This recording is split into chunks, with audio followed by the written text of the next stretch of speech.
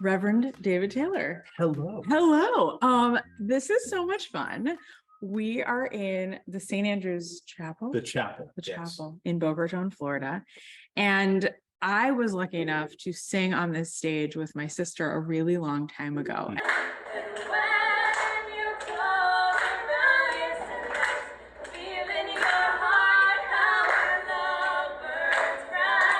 And I haven't changed, right? You haven't changed at all. 20 years. No. It's crazy. Blink of an eye. Blink of seriously. an eye. And you haven't changed at all, except the color of your hair is a little different. Yes, I did used to prematurely dye my hair, but Did you? no, I didn't. And It is- I add in the natural highlights. It's such a joy to be in your presence because you are sort of like, you know, when you crack a can of Sprite and it's like bubbly and fizzy, you're just like a little bit of vitamin C and the lemon and lime, and sweet and very bubbly. And when I think of you, I always think that's how every clergy person should be when they're around kids, especially teenagers, because you have this way where when people meet you, they're like, oh, I see godliness, I see hope, I see joy. Thank you. And you only have to spend 5 minutes with you. And that's what people feel. So on that note, tell me what brought you to working with kids in the clergy. Like, what made you want to work with kids and teach them about godliness and spirituality? Like with anything in clergy and call, it's a long process, but I grew up in a very religious family, very conservative, evangelical, Southern Baptist, amen. Wow. I was actually born at 9:45 on a Sunday morning, which is the time for Sunday school. Yeah. I never really felt a sense of belonging within the church, which was really kind of strange because it's kind of like being in the environment but not being a part. It's in South Florida. In Oh, Vero Beach. you said Vero Beach. Okay. And Yes, you went to school in but Mississippi. when I did my undergraduate in Mississippi, I went to the University of Mississippi on a speech and theater scholarship, and I was out there. Yeah.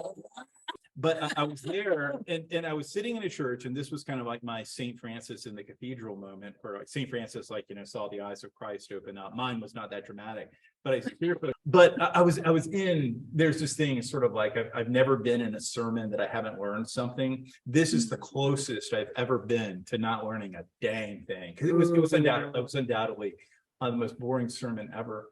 And I'm sitting there. I did. And the funny thing about it is that I remember going in late and someone like motioned me to come up front, and for a Baptist, like sitting up front is like the absolute worst sin. You know, I was like, I'm gonna get in the back row, you know, just duck out easy. And I got up into the front row and I couldn't leave. And I started thinking, like stream of consciousness, you know, the person was talking about Noah and the Ark.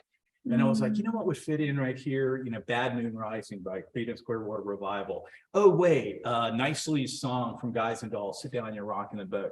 And so I'm sitting there bored out of my mind at this sermon about Noah's Ark. And then all of a sudden there was this, like, you know, the lights went on. And for the first time, I really felt a sense of belonging and purpose. And it was just like, it doesn't have to be boring. Yeah. You don't have to make, you know, people, you know, weep coming into any kind of temple church is sort of like, you know, just like crack the whip. That it can be a place of joy. It can be a place of merriment. And again, I think that was probably a defining moment on my path. And the other thing out of that, not too much later, as I started investigating a vocation within Christianity, I kind of realized that I didn't fit in. I was on the island of misfit toys.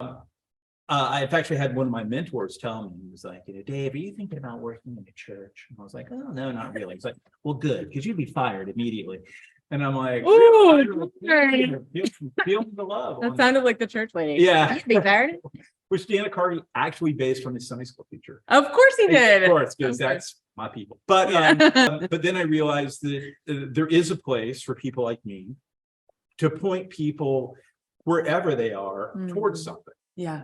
And that's where I consider, you know, my calling. It's not saying, you know, here I am. No, it's like, you know, this is where you can be. Right. And it's not about you. It's you're like a bridge to something else. And just pointing folks. And I think the important thing about chaplaincy is chaplains, these are normally religious figures in non-religious institutions. And I've had a lot of bizarre experiences with that. But because of that musical theater background, doing the stuff at the University of Mississippi, Right. on Broadway, there's a stage manager who's a friend of mine. And oh yeah, the sound guy from this show. And so like if they get in a jam, who do they call? No way. Usually it's, hey, got a minute? And that might happen once every 5 years, or maybe, once every 20 years or something. Wow. But it's just the idea of accepting people where they are and being open to having conversations and not really trying to be invested in any one particular place, but much more to be invested in a concept. Yeah.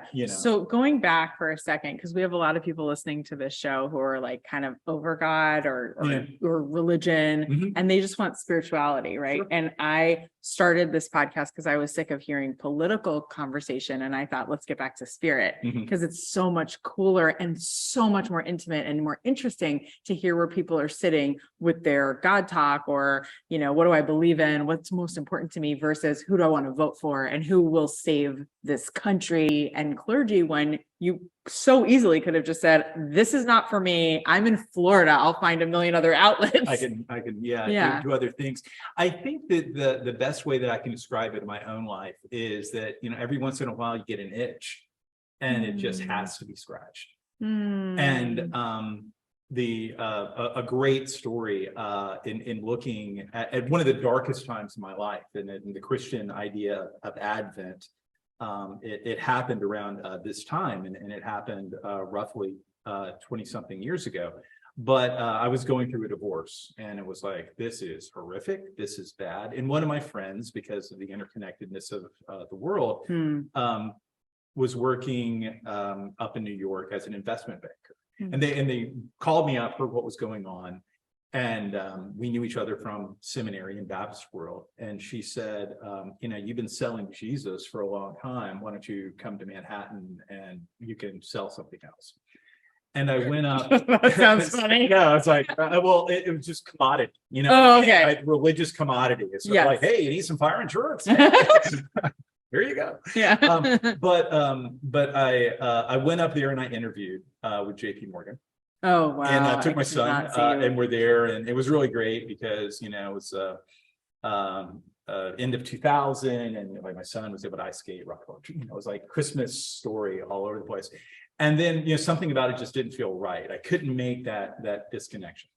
And things worked out here, and signed my contract, came back, and the thing that really made an impact, as it was making an impact on the world, is that my office would have been on the 85th floor of the East Tower. And so September 11th happened 9 months after I had my interview.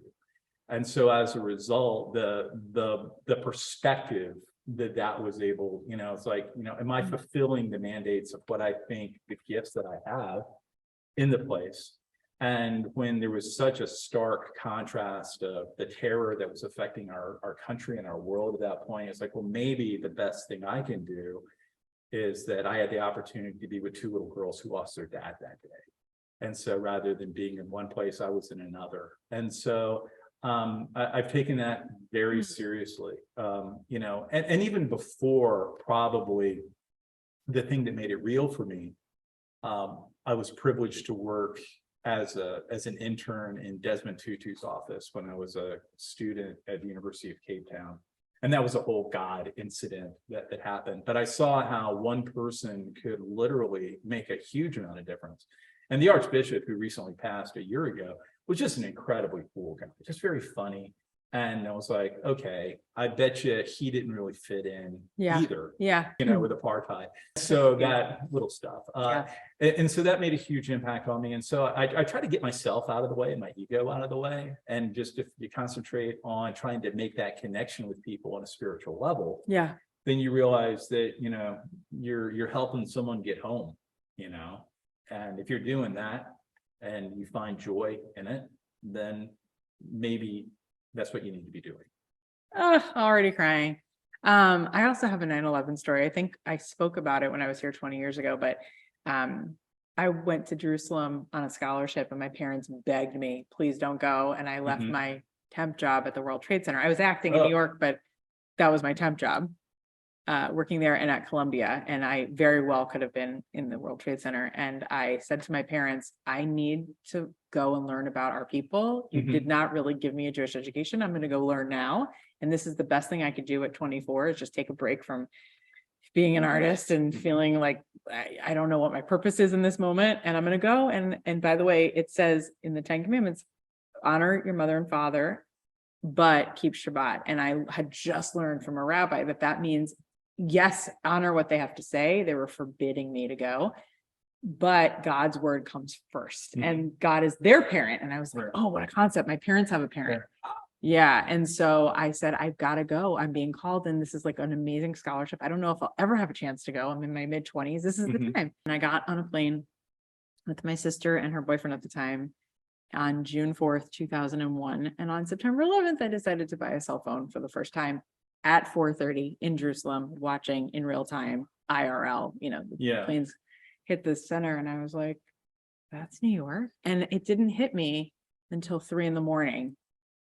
that I could have been in there. It was more like I was going through what everyone else was going. Is the Messiah coming? Right. Either again, or for us the first time, and that's semantics. Like, is this the end of the world? And am I going to see my family again? Because I'm all the way in Jerusalem. And at 3 a.m, I woke up in a cold sweat. I was like, my life was saved.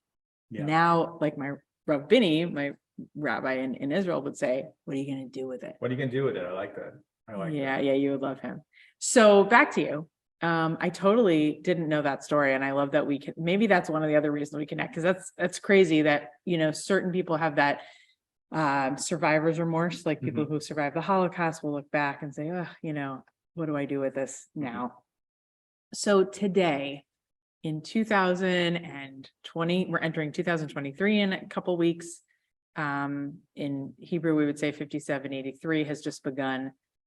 Where are we as a humankind? Like, I'm sure this comes up all the time with high school students, especially because they are the most spiritual, right? They can be. High school is very interesting because our upper school students have the negativity through expectations, either by culture, family, or college prep. So let's be looking at that college step. Right. And I think that things I think we do very well here is that we're not pushing everyone to try to be an Ivy League student, or, but we're trying to make it so that everybody has that special fit. In Boca Raton, where there is a bit of pressure, that to be able to share a message of, no, you fit right where you are. That you are a gifted, talented child of God. And if you don't believe in God, you're just a gifted and beautiful child. You're where you need to be, and trying to not always say, well, if you were over here, or if you were just a little more like him or her. Right. Yeah. But I do see, a difference between, the junior kindergarten kids who are just so happy to sing This Little Light of Mine, or, they begin to see, just an age of original innocence. Yeah. That goes along with that. And then somewhere, the world and education and expectation comes in. And those can be remarkable tools and gifts, but they can also impede us from being who I think we're created to be. Yeah. And if you are a misfit, which so many people really are, they just pretend that they're not. Yeah. Then where do we go, and how do we become accepted? It makes me think of Dear Evan Hansen, if you've ever heard that soundtrack, right? Like, you will be found, right? It's so prophetic, like Pasek and Paul, they're so amazing. But it's really hard to feel like you don't fit in. And every single person feels that way sometimes. There's not one person, right? So I can only imagine the pressure. And I wonder if your spiritual ideals, you're able to share with them that college doesn't really matter that much. Like, how do you grapple with that, knowing that maybe you didn't go to an Ivy League school and your life is so meaningful? I think that if we as spiritual people believe, and if we just break it down, and one of the beautiful things about this time of year through the first night of Hanukkah being December 18th, and then this being the beginning of the Advent season, and the Kinera for Kwanzaa, it's dark and we yearn for the light. And if we can concentrate on the simplest of factors of breaking it down, not through dogma or ritual, but just the thing that I would say is, God's in the dark too. All right. It takes a little longer to find. We get captivated and we move through and towards the light every day. And I think the thing that I would tell everybody is just keep moving. Just keep being engaged. And, for those of you who, are listening, I'm sorry the church screwed you over. Get in line. Holy Spirit, the kingdom of God, the inner light, the higher power is so much grander than that. That, if we can take away and take back a step, we can realize that maybe it's not about us, and that is okay. Yeah. And that you're fantastic just the way you are. It's not saying you don't need work, because we all do. Right. But that work is to make us better. Yeah.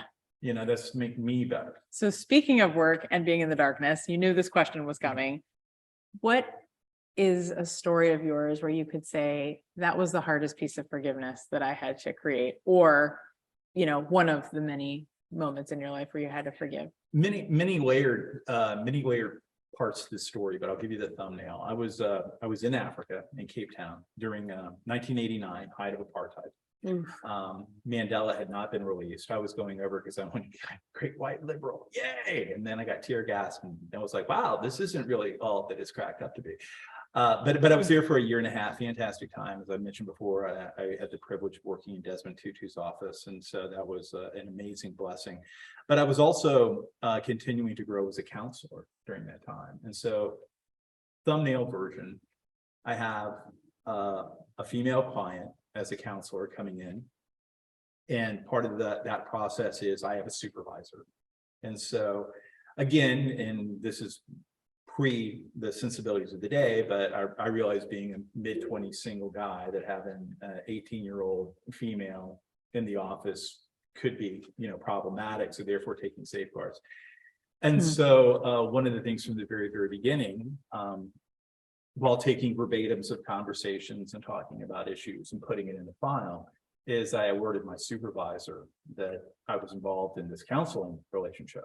And it was a short-term thing, wasn't very long. And I thought that it was done. Now, the forgiveness part happened 6 months later, when that client calls me up and then asked me, why my supervisor made inappropriate advances at her at a social gathering. And so what had happened was, pre-Me Too, I realized that my supervisor, who was male, took the information from the file that I had written and tried to use that against this young woman to try to seduce her. Oh my gosh. And she is totally clueless about it. He has since left the area. And I realized the only person who has the truth is me. And with that, it's kind of like the psalmist, I wake up at night and my bed is drenched with my tears. It's incredibly problematic. Yeah. And I realized that I owed her an apology, because I had to ask for her forgiveness, because I didn't specifically say anything to her, or I didn't know about the situation, but I asked her for her forgiveness because there was this trauma that had happened in her life, and I inadvertently was a part of it, and I didn't know why.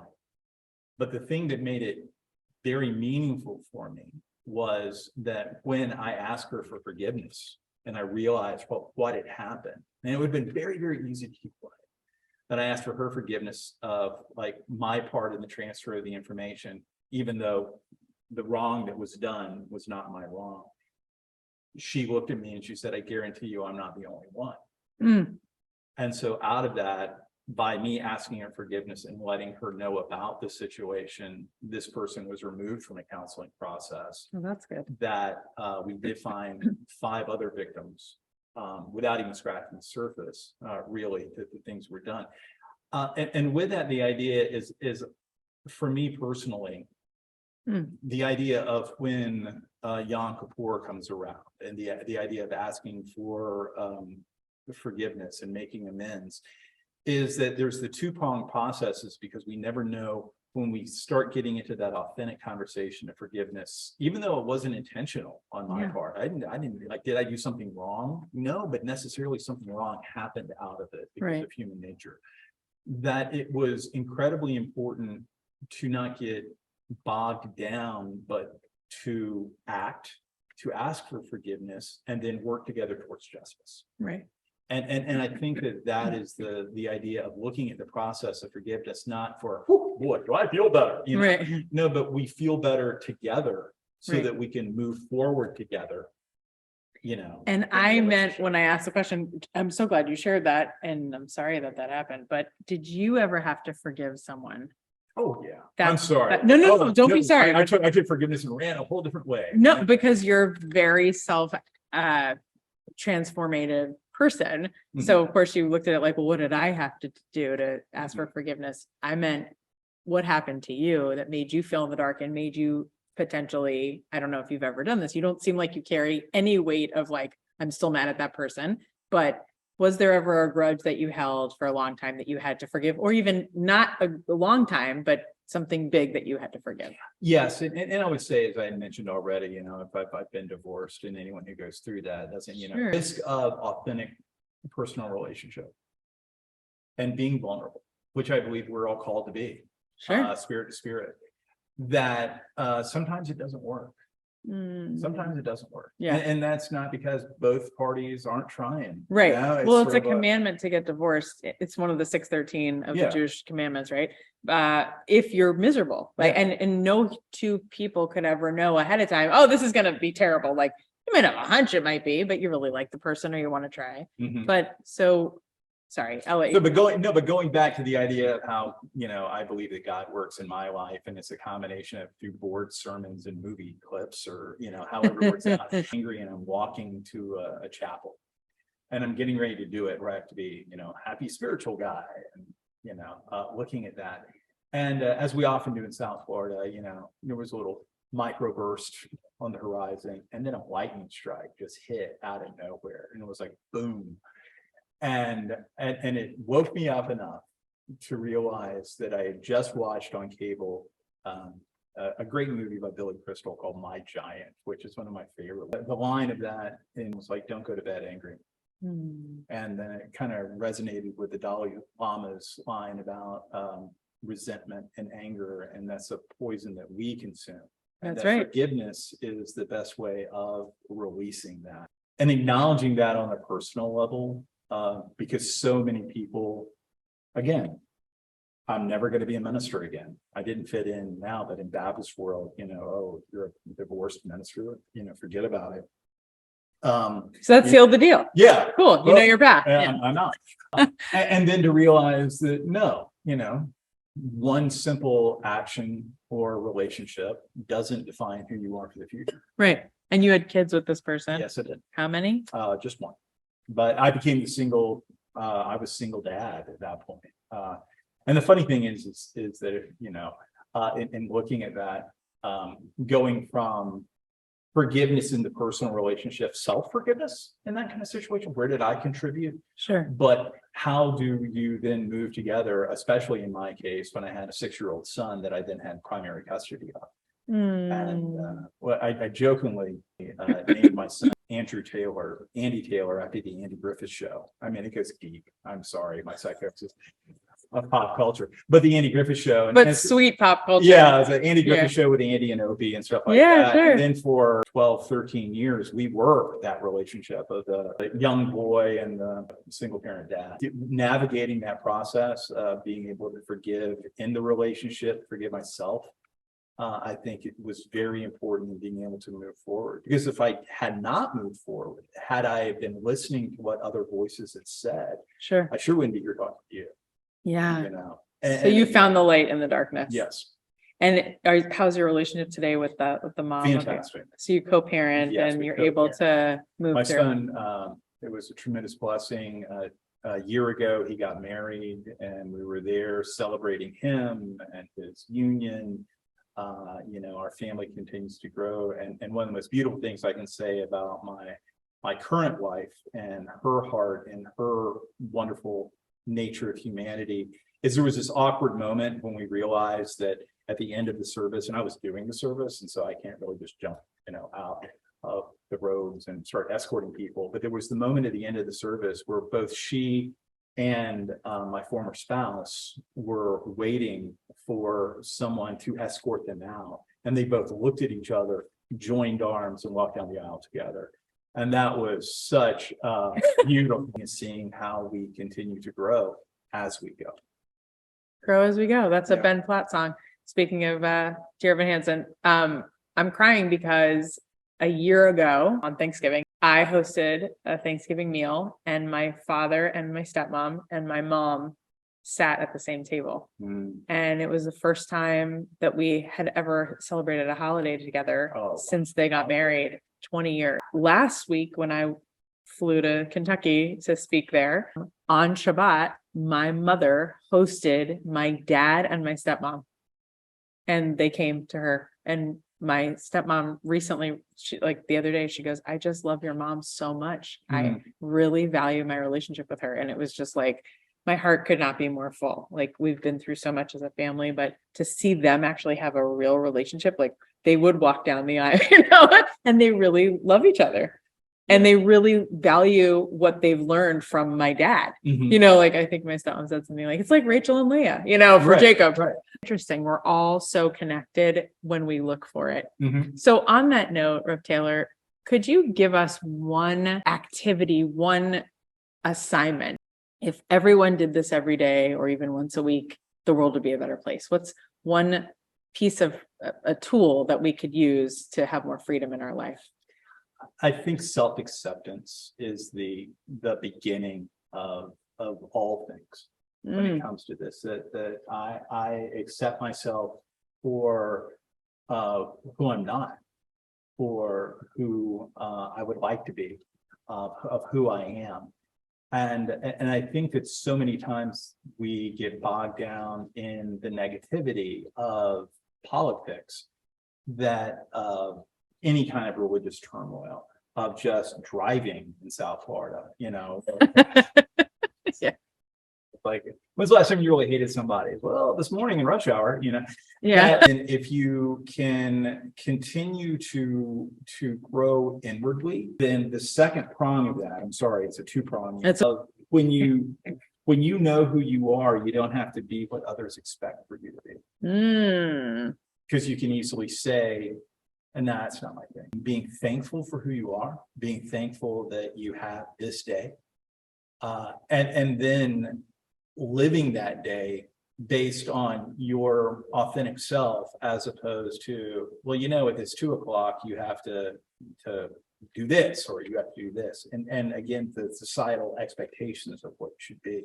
Probably the greatest gift that I had, and probably is a weird part of my story, but when I was in Louisville at the Baptist Seminary, the first job, the only job that I had while I was there, that really generated any income, was I was a singing telegram deliverer. I did that too. I dressed up like a chicken and sang happy birthday. All those good times. Oh So I was like, all like these characters, and I would show up. And so while my friends were like, Piney Branch Baptist Church as pastors and youth ministers, I was Piney Branch. That's such a cute name. I'm Mr. Wonderful, or the gorilla who's coming in to embarrass the person at a bar at 11:30 on a Friday night, to do the song, the dance, and do whatever. But the thing that I realized that there came a point, I don't know how it was with you, but there came a point when you were singing telegrams, there was like, I don't care how much they pay me, I can't put on the green tights to be Kermit the Frog that changes into the Prince. I'm not doing it. I just can't. Well, that was the problem. They only paid me $25 an hour. And I was like, this is ridiculous. Because it was only one, like it would take an hour to drive to wherever. And So, but the thing I realized out of that, and again, I'm in this formative time of, my own spiritual development. And I realized that there was an intense connection between how I was changing from the Kermit the Frog costume to the Superman costume, who was the computer date, who was like, the nerd who turns into Superman. And then I realized, wow, look at the similarities about how I'm dancing to this audience and what people would expect me to do on a Sunday morning, and let me dress up and put on my tie and, do all this other kind of stuff. And that wasn't who I was. I wasn't the Sunday morning at 11 o'clock minister, but that's what the entire career path was pushing me toward. Well, you want financial security? Do you want the house? Do you want the total package? And I realized that through self-acceptance, I had, the opportunity to see a window that I didn't have to follow the expectation of the norm, the crowd, the flow, that I was on my own path, that my flow was different. And I think that self-acceptance, and you can be a member of the Island of Misfit Toys, and your people will find you. Yeah. And that's the third thing. I mean, again, we haven't seen each other in 20-something years. The idea is that there's a recognition when you see someone and someone and that you share something. Aww. And so I'm very grateful that you reached out. But those connection points, we have the opportunity to continue with, every day, every hour. Yeah. To make something different. Beautiful. Okay. And before we go, is there a song you'd like to share? Because you're such a great singer. Is there anything? Oh, wow. What's like your favorite song that gets you just feeling so connected? I was just playing on the piano a little while ago, and I was thinking that if you wouldn't graciously said I could do 5 minutes in a song, what was I going to do? No way. Fill in, yeah. That's okay. And the two songs that I again juxtaposed in my head and looking at this time of year, but also in the Christian calendar, Advent this past Sunday was the season of hope, and the two songs came into my mind. Okay. Light One Candle, Peter, Paul, and Mary. Don't let the light go out. Don't let the light go out. Sing it with me. It's lasted for so many years. It's so haunting and minor key. It's so Jewish. Don't let the light go out. Let it shine through our lives and our tears. Yeah, beautiful. And then the juxtaposition of that, because I watched Elvis not too long ago. And then the new one. Yeah, so the TV show, and it's like, we need your voice, and he sings this song on the Elvis comeback special. There must be lights burning brighter somewhere. It must be birds flying higher in the sky more blue. If I can dream of a better land with all my brothers and sisters, walk hand in hand, tell me why that won't come true. And then, the juxtaposition of like, we're caught in a cloud with too much rain, we're caught in a world of sorrow and pain, but only if we have the strength to dream, we can redeem our souls and fly.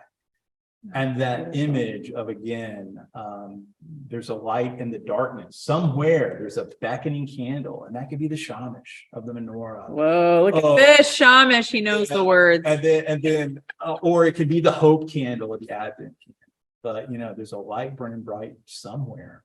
Beautiful. If I can dream, please make it true. Yeah. And that's where faith comes in. Yeah. I really feel like our dreams are God talking to us. And prayer is us asking about it, and meditation is listening. Listening in. One thing that I've always loved about you is that you are so not judgmental. Like, I don't believe you're sitting here going, oh, she would just take Jesus into her. Like, you really see the value. Maybe that's your Jesuit training, but you really see the value of the multiple paths to get to God, and people who are like, I'm not sure if it even exists. Like, do you have any advice for the world that we could be more like you, Rev Taylor, in that way? Thank you. I would say it really is miraculous, considering you came from a Baptist background where people were like beating that Bible, like you give it to people. Yeah. I can use the Bible as a whip, I think, which people have done. And again, so Steve, sad. my apology. Sorry when that happened to you. Yeah. Happened to me too, within that, I think one of the most interesting experiences that I've had recently, and it's in a similar vein, through a series of connections, I would say that the ultimate advice would be intentionally and purposefully, move out of your zone, move out of your comfort, move out of your audience. Probably one of the best experiences I've had recently, until this one, because I'm excited to see where this is going to take me on this, that I was on a radio show based out of Brooklyn called Equal Footing. And this individual, really goes for the Hasidic community. So it's sort of like this AM call-in radio show. And I've been asked to come in, and I'm just kind of like, the voice of Christianity all of a sudden. And it's sort of like, it's real interesting because all of a sudden, South and Brooklyn is going to come in and I've had so many great experiences, just that as a microcosm. My great experiences happen when I kind of put myself out there and let's see what happens, as opposed to closing myself into someplace that is safe and secure when I know that I can't grow. And I would say, try to keep off balance, try to continue to move in places that stretch you. Have those holy conversations. That's what I call them, where you feel really different on the outset from this person and see if you can find a middle place. Where would we be if everyone took a moment to be like, oh, that person really triggered me. Let me walk towards them. My sister always be like, you're so confrontational. You talk to everybody. And I'm like, because I know that we're way more similar than we are different. And I want to know how we can meet. I'm like obsessed with that. It totally changed the conversation. Jesus was Jewish. He was an observant Jew. Right.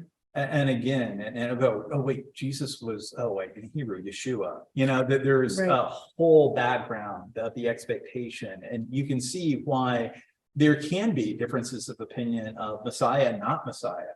Right. That you see that. But one of the things that in authentically looking at the Tanakh and looking at the Gospels is that you see those areas of connection. And I'm a little torn because one of the dialogues right now is like, should you confront somebody or offer them a place at the table or to have that kind of dialogue? And right now, because of the current events of the world, it's much easier, I think, to cancel than to engage. And yet it's so not easy. It's turning us into mutes because then we can't talk. You can't talk. So that's why I hold to, one of the things that I'm quite libertarian in when it comes to the idea of, freedom of speech has to be out there. It has to be. And again, if you disagree, then let's talk. Right. And let's build consensus and let's grow. Right. But the branch of Christianity that I came in and through was like, well, if you don't do A, B, C, and D, specifically B, because B is really important, then you're going to burn in hell forever. And it's like, wow, that doesn't give me, much motivation. Well, do you want this? Well, no. Yeah. Okay, we'll take door number 2. Okay. Right. But it doesn't really give me, if I held to that eschatological into the worldview, that's not going to help me today. No. Yeah. I need something for right now. Right. And that's when I think that if we look at God as love, beloved, let us love one another because God is love. Yeah. Everyone who knows love is born of God. Yes. And if we look at that rather than the judgment, because I think if you trace every single war, if you trace every single piece of abuse, you're going to find one commonality, and that is that someone was judged very harshly somewhere. And it triggered them to perform some sort of act of violence. I had hundreds of conversations on the street in my documentaries and then, on this show. And it's always coming down to that. If we could just be more loving like God. And it's out, there is an idea in Judaism where you can be too loving, right? Like Lot and his, daughters. And there's certain times where you could be too kind. You don't some separation. Yeah, and there needs to be commandments, right? There has to be some sort of laws. When there's the, desire to do the whataboutisms to justify our positions. One of my favorite things in those conversations, that I've had with my family members, of course, they're going to have a Southern accent when I portray them. It's sort of like, well, you can't tell me. If someone just begins with "you can't tell me," the end is probably going to be that. You're right. I absolutely can't tell you. But the other thing, that's all ego. You can't tell my ego. You can't tell me. And then the one that follows was with that. If you do make some kind of statement, it's like, you don't know me. And that. Yeah, you don't know my ego. That's all ego. Yeah. But you can say at that moment, no, but let me get to know you. Right. Or I might not know you, but I know that your soul is pure. And one quick story in closing. That here in this space, we had a guest that was a Holocaust survivor. And the Holocaust survivor came in. First, we did a webinar during COVID, and we talked about our Holocaust studies class. that we have here, you know, again, as a part of an Episcopal school that shares, you know, we are, you know, trying to reach out in love and trying to learn. And so this Holocaust survivor, we did the little video, the simulcast, and then he came in and he spoke on a Yom Shoah.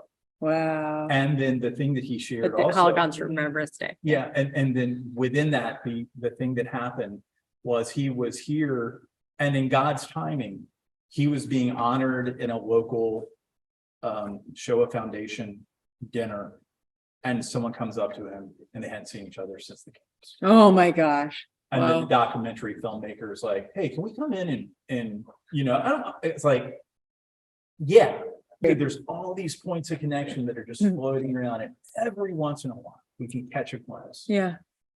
And if we catch a glimpse of the points of connection, it gives us hope that there's going to be more of them as we continue to be our authentic selves, and we can be amazed at how everything does work together.